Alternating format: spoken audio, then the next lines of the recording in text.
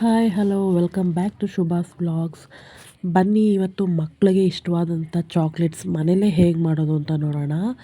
ಮೊದಲಿಗೆ ನಾನು ಇದಕ್ಕೆ ಏನೇನು ತೊಗೊಂಡಿದ್ದೀನಿ ಅಂತಂತಂದರೆ, ಒಂದು ಕಪ್ಪಷ್ಟು ಸಕ್ಕರೆ ಪುಡಿ ತೊಗೊಂಡಿದ್ದೀನಿ. ಸಕ್ಕರೆನ ನೀಟಾಗಿ ಫೈನ್ ಪೌಡರ್ ಮಾಡ್ಕೊಂಡಿದ್ದೀನಿ. ಹಾಗೆ ಒಂದು ಕಪ್ಪಷ್ಟು ಕೋಕೋ ಪೌಡರು, ಹಾಗೆ ಒಂದು ಕಾಲು ಕಪ್ಪಷ್ಟು ಎಣ್ಣೆ ಮಿಲ್ಕ್ ಪೌಡರ್ ತೊಗೊಂಡಿದ್ದೀನಿ ಸಾರಿ.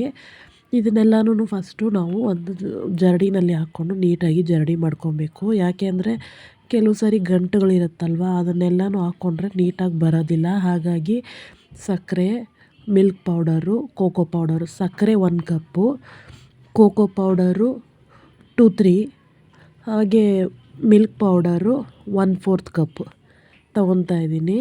ಎಲ್ಲನೂ ಕೂಡ ನೀಟಾಗಿ ಜರಡಿ ಆಡಿಸ್ಕೊತಾ ಇದ್ದೀನಿ. ಈ ರೀತಿ ಗಂಟುಗಳು ಬರುತ್ತಲ್ವ, ಅದನ್ನು ಹಾಕ್ಕೊಳ್ಬಾರ್ದು. ಅದನ್ನು ಸೈಡಿಗೆ ತೆಗೆದುಬಿಡಬೇಕು. ಇಲ್ಲ ಅಂತಂತಂದರೆ ಚೆನ್ನಾಗಿ ಬರೋದಿಲ್ಲ, ಆಗಲೇ ಹಾಳಾಗೋದು. ಮಾಡೋವಂಥ ಯಾವುದೇ ಐಟಮ್ ಆದರೂ ಅಷ್ಟೇ, ಕೇಕ್ ಮಾಡೋವಾಗಾದರೂ ಅಷ್ಟೇ, ಇದು ಮಾಡೋವಾಗಾದರೂ ಅಷ್ಟೇ, ಈ ಥರ ಗಂಟು ಬರೋದನ್ನ ತೆಗೆದುಬಿಡಬೇಕು. ತಿರ್ಗಾ ಫೈನಲಿ ಇದನ್ನು ನೀಟಾಗಿ ಎಲ್ಲ ಸಕ್ಕರೆ, ಕೋಕೋ ಪೌಡರು ಎಲ್ಲನೂ ಮಿಕ್ಸ್ ಆಗೋ ರೀತಿ ನೀಟಾಗಿ ಹೊಂದ್ಕೊಳೋ ರೀತಿ ಎಲ್ಲ ಮಿಕ್ಸ್ ಮಾಡ್ಕೊಬೇಕು. ನೋಡ್ತಾ ಇದ್ದೀರಲ್ಲ, ನೀಟಾಗಿ ಮಿಕ್ಸ್ ಆಗಿದೆ. ಹಾಗೆ ಒಂದು ಕಡೆ ಒಂದು ಬೌಲಲ್ಲಿ ನೀರು ಕಾಯೋದಕ್ಕೆ ಇಟ್ಕೊಂಡಿದ್ದೀನಿ. ಅದ್ರ ಮೇಲೆ ಒಂದು ಗಾಜಿನ ಬಟ್ಲನ್ನ ಇಟ್ಕೊತಾ ಇದ್ದೀನಿ.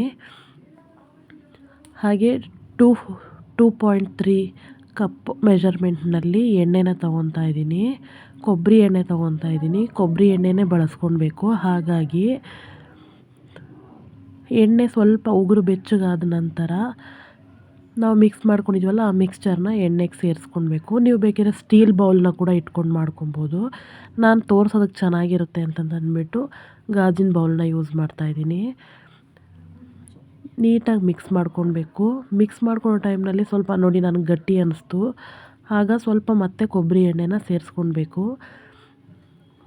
ಸಿಲ್ಕಿ ಫಾರ್ಮ್ ಆಗಬೇಕು. ಇದು ನೀಟಾಗಿ ಸಾಫ್ಟಾಗಿ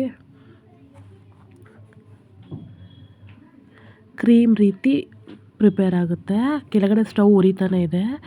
ನೀಟಾಗಿ ಹೀಗೆ ಮಿಕ್ಸ್ ಮಾಡ್ಕೊತಾನೆ ಇರಬೇಕು. ಗಟ್ಟಿ ಅನ್ನಿಸ್ತಾ ಇದೆ, ಹಾಗಾಗಿ ಸ್ವಲ್ಪ ಕೊಬ್ಬರಿ ಎಣ್ಣೆ ಸೇರಿಸ್ಕೊಂಡೆ ಮತ್ತೆ ನಾನು.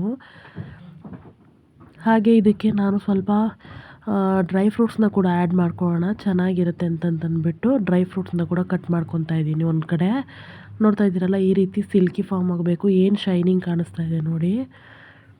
ಹೊರಗಡೆ ಸಿಗೋವಂಥ ಚಾಕ್ಲೇಟ್ಸ್ನಲ್ಲಿ ಈ ನಡುವೆ ಅಂತೂ ಏನೇನೋ ಕೆಮಿಕಲ್ ಎಲ್ಲ ಹಾಕಿ ಬೇರೆ ಏನೇನೋ ಪ್ರಾಬ್ಲಮ್ ಆಗುತ್ತೆ ಅಂತ ತೋರಿಸ್ತಾರೆ. ಹಾಗಾಗಿ ಮಕ್ಕಳಿಗೆ ನಾವು ಮನೆಯಲ್ಲೇ ಮಾಡ್ಕೊಳ್ಳೋಣ, ಆರೋಗ್ಯವಾಗಿರುತ್ತೆ, ತುಂಬಾ ಹೆಲ್ತ್ ಬೆನಿಫಿಟ್ಸ್ ಕೂಡ ಇರುತ್ತೆ. ಡ್ರೈ ಫ್ರೂಟ್ಸ್ನೆಲ್ಲ ಕಟ್ ಮಾಡಿರೋಂಥದ್ದನ್ನು ಸೇರಿಸ್ಕೊಂಡು ಹಾಕ್ಕೊತಿದ್ದೀನಿ. ನೀವು ಬೇಕಿದ್ದರೆ ಮೋಲ್ಡ್ಗೆ ಈ ಚಾಕ್ಲೇಟ್ ಸಿರಮ್ನ ಹಾಕ್ಕೊಂಡ ನಂತರ ಮೇಲ್ಗಡೆ ಬೇಕಿದ್ದರೂ ಉದುರಿಸ್ಕೊಳ್ಬೋದು. ನಾನು ಮಿಕ್ಸ್ ಮಾಡಿಬಿಡ್ತಾಯಿದ್ದೀನಿ ಒಂದೇ ಸಾರಿ. ಈ ರೀತಿ ಚಾಕ್ಲೇಟ್ ಮೋಲ್ಡ್ಸ್ನ ತೊಗೊಂಡಿದ್ದೀನಿ. ಇದು ಮೀಶೋನಲ್ಲಿ, ಫ್ಲಿಪ್ಕಾರ್ಟಲ್ಲಿ ಎಲ್ಲ ಕಡೆಯೂ ಅವೈಲಬಲ್ ಇದೆ. ತುಂಬಾ ಕಡಿಮೆ ರೇಟಿಗೆ ಸಿಗುತ್ತೆ. ಹಾಗೆ ಚಾಕ್ಲೇಟ್ಸ್ ಆದ ನಂತರ ತೆಗೆಯೋದು ಕೂಡ ತುಂಬಾ ಸುಲಭವಾಗಿರುತ್ತೆ. ಹಾಗಾಗಿ ನೋಡಿ, ನಾನು ಈ 2 ಶೇಪ್ನಲ್ಲಿ ಮೋಲ್ಡ್ಸ್ನ ತೊಗೊಂಡಿದ್ದೀನಿ. ಇದನ್ನು ಒಂದು ಪ್ಲೇಟ್ ಮೇಲೆ ಇಟ್ಕೊಂಡಿದ್ದೀನಿ. ಈಗ ನೀಟಾಗಿ ಮೋಲ್ಡ್ಸ್ಗೆ ಫಿಲ್ ಆಗೋ ರೀತಿ ಚಾಕ್ಲೇಟ್ ಸಿರಮ್ನ ಹಾಕ್ಕೊತಾ ಇದ್ದೀನಿ.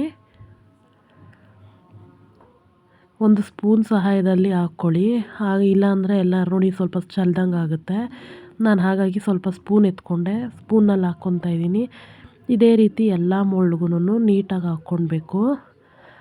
ಹಾಗೆ ನಿಮ್ಮ ಹತ್ರ ಈ ಚಾಕ್ಲೇಟ್ ಮೋಲ್ಡ್ಸ್ನ ಇಲ್ಲ ಅಂತಂತಂದರೆ ಏನು ಬೇಜಾರು ಮಾಡ್ಕೊಬೇಡಿ. ಐಸ್ ಕ್ಯೂಬ್ಸ್ದು ಇದಿರುತ್ತಲ್ವ ನಿಮ್ಮ ಹತ್ರ ಫ್ರಿಜ್ಜಲ್ಲಿ, ಐಸ್ ಕ್ಯೂಬ್ಸ್ ಮೋಲ್ಡು ಕೂಡ ಹಾಕ್ಕೊಳ್ಬೋದು ನೀವು. ಅದರಲ್ಲೂ ಕೂಡ ಮಾಡ್ಕೊಳ್ಬೋದು.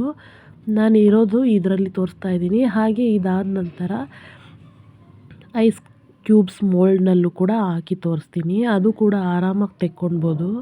2 ಮೋಲ್ಡ್ ಫಿಲ್ ಆಯಿತು. ಇನ್ನೂ ಇದೆ ಸಿರಮ್ ನನ್ನ ಹತ್ರ, ಹಾಗಾಗಿ ಐಸ್ ಕ್ಯೂಬ್ಸ್ ಮೋಲ್ಡ್ಗೂ ಕೂಡ ಹಾಕ್ಕೊಂಡು ತೋರಿಸ್ತಾ ಇದ್ದೀನಿ. ಯಾವುದೇ ರೀತಿ ಎಣ್ಣೆ ಏನು ಸ್ಪ್ರೆಡ್ ಮಾಡ್ಕೊತಲ್ಲ, ಯಾಕೆಂದರೆ ನಾವು ಆಲ್ರೆಡಿ ಎಣ್ಣೆನ ಮಿಕ್ಸ್ ಮಾಡಿದ್ದೀವಿ ಇದರಲ್ಲೇನೆ. ಇದನ್ನು ಫ್ರಿಜ್ಜಲ್ಲಿ 2 ಅವರ್ಸ್ ಇಲ್ಲ 3 ಅವರ್ಸ್ ಇಡಬೇಕು ಐಸ್ ಕ್ಯೂಬರ್ನಲ್ಲಿ.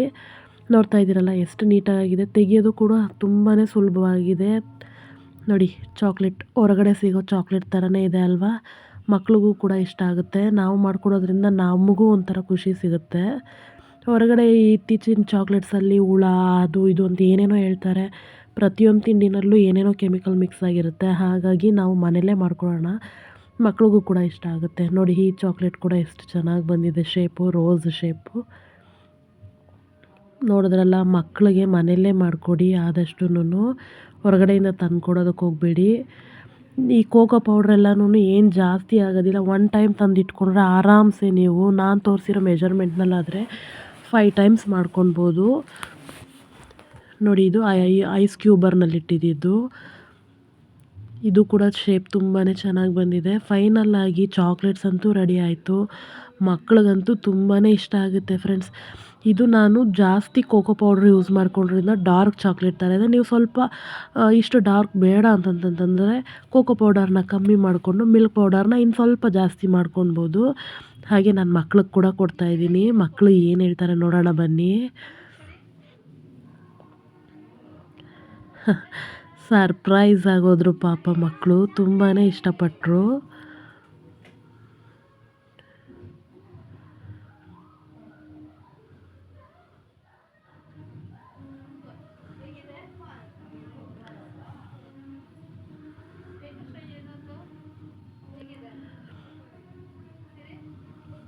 ಅವರ ಎಕ್ಸ್ಪ್ರೆಷನ್ಸ್ನ ನೋಡೋದಕ್ಕೆ ಒಂದು ಖುಷಿ. ತುಂಬಾ ಖುಷಿ ಆಯಿತು ಮಕ್ಳಿಗೆ ಮಾಡಿಕೊಟ್ಟಿದ್ದಕ್ಕೆ. ಈ ವಿಡಿಯೋ ಯಾರಿಗೆಲ್ಲ ಇಷ್ಟ ಆಯಿತು ಪ್ಲೀಸ್ ಶೇರ್ ಮಾಡಿ, ಸಬ್ಸ್ಕ್ರೈಬ್ ಮಾಡಿ.